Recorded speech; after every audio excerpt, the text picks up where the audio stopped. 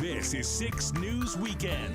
Ahead on 6 News at 5, there are still people missing in Kerr County as dozens of people are dead after flash flooding ripped through the area.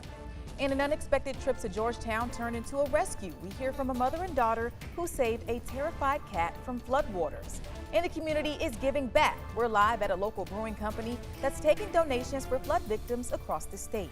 Good evening and thank you for joining us live here on KCEN and for those streaming on 6 Plus. I'm Adriana Alexander. The death toll from the flash floods along the Guadalupe River in Texas continue to rise. Kerr County officials say today that at least 68 people are dead, including 28 children.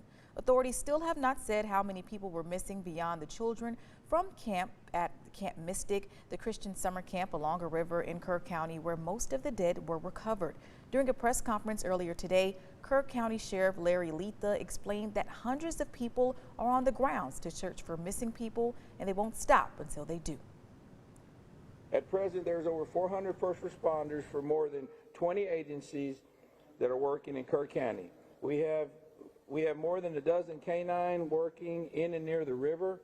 More than 100 air, water, and ground vehicles are in the field right now working on this search and rescue. Meanwhile, Texas Governor Greg Abbott gave an update from Austin this afternoon about the ongoing response. He described his harrowing visit to Camp Mystic on Saturday.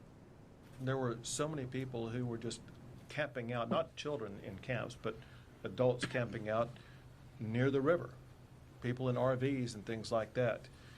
There are people who are missing who are not on the known confirmed missing because we don't yet know who they are. We will maintain our ongoing search throughout the entire river system to find anybody who may be missing. Meanwhile, President Donald Trump today signed a major disaster declaration for Kerr County, giving first responders access to necessary resources as they continue to work on search and rescue efforts. Well, by 3:30 Saturday afternoon, emergency crews in Burnett County had carried out more than 40 water rescues. Some people were rescued by boat, while others managed to walk through the floodwaters to safety. 2 people remain missing tonight, including Marble Falls volunteer chief Michael Phillips. Officials say he was swept away after driving into high water while responding to a call. The other missing person is a resident of a nearby nursing home. And a flash flood warning is in effect for Bosque County, impacting FM 927 between Morgan and Walnut Springs. Officials urge drivers to stay off the roads as conditions can become dangerous quickly. Residents in low-lying areas or near rivers and creeks should monitor conditions closely and be ready to evacuate if needed. Authorities are also asking the public not to call dispatch for road updates, so phone lines remain open for emergencies. Well, there's a lot of weather to cover here in Central Texas. We have our meteorologist, Whitney Huddleston, for a first look at our forecast here in Central Texas. Whitney. Yeah, so you can tell light rain falling over Colleen, damp, dreary, and a lot cooler than usual. That has been the case over the entirety of the weekend, and more rain chances on the way tonight and tomorrow as well. So this system is just so slow moving. It hasn't picked up and left quite yet, and we're still dealing with it as we head on into the overnight hours. 75 degrees looking out over Colleen. Get straight to this watches and warnings map. Show you this darker green, which is basically I-35 corridor for our viewing area, and anywhere west under a flood watch. All of these lighter highlighted green colors, these are flash flood warnings.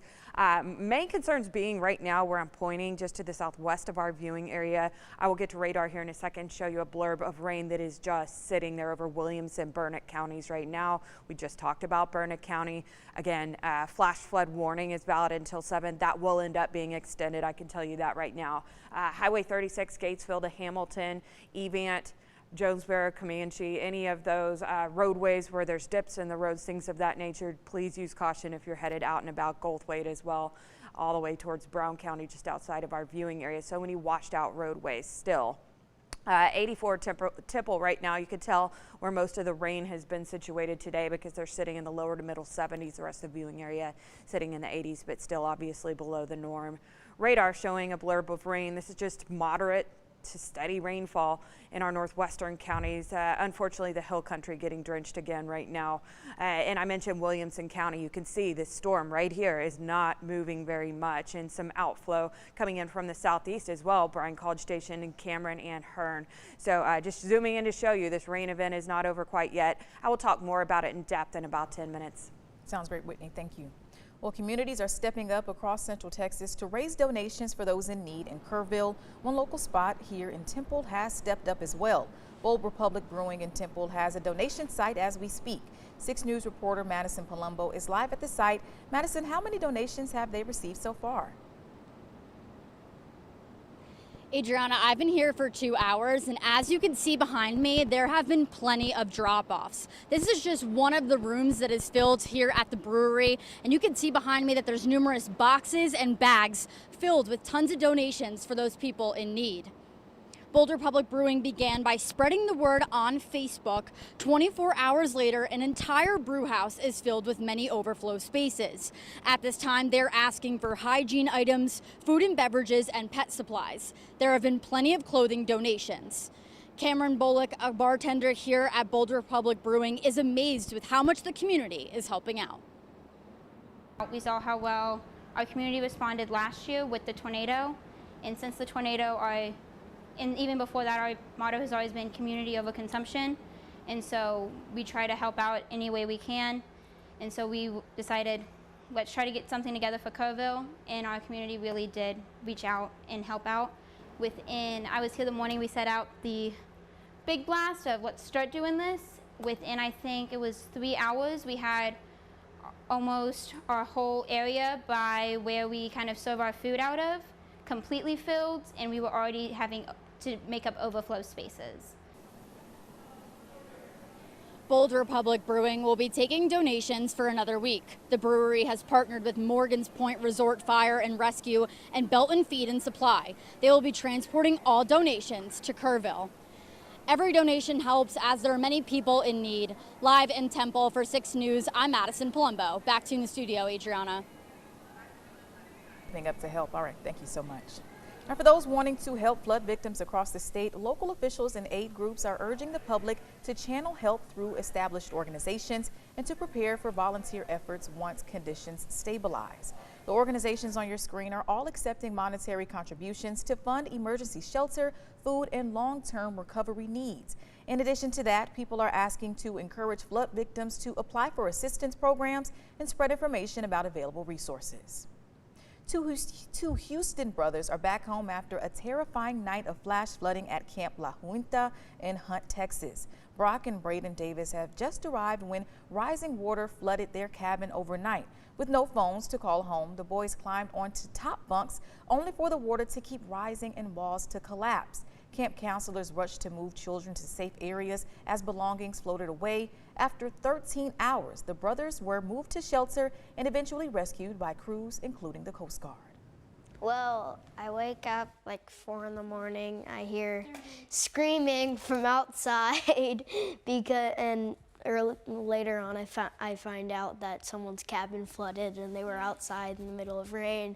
We jumped up to another bed, like a top bunk, and like our bed starting tipping over, and like we got to the top really quick, and then we like this, and then like one of the walls like fall down.